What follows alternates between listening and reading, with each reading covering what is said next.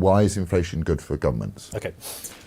So because we have this cost of living crisis and we see prices going up across the board, a lot of people are going to have either personal or cultural memory of a period, say, like the 1970s when inflation was high. Yeah.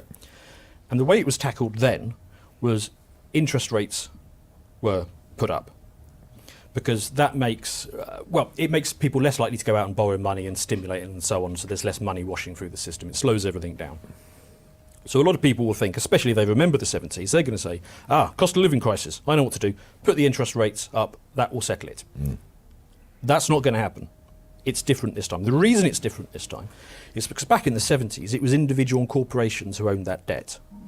These days, it's the government who owns the debt.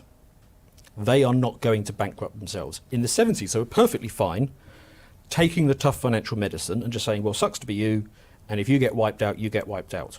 They're not going to do that to themselves, obviously. No. So, I mean, what interest So rates they're inflating the price of stuff to reduce the size of their debt. Is that right? Well, if you have a debt which is expressed as a fixed number, yeah, and then you get inflation of whatever it is, 10% a year, over many years, you can effectively halve or even more the real value of that debt. Right. So, give an example. I know an older couple bought a house for 30 grand 30 years ago, and they did an interest-only mortgage.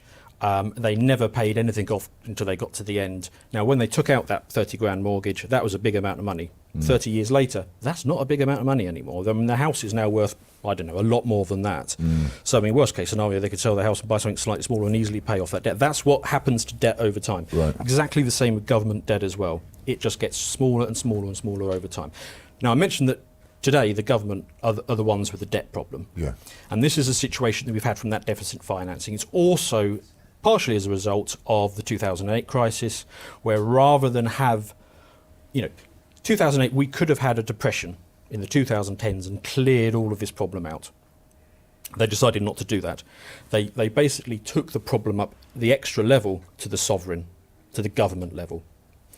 And now this debt is at that sovereign level, and that cannot be allowed to fail. Well, they would not allow that to fail.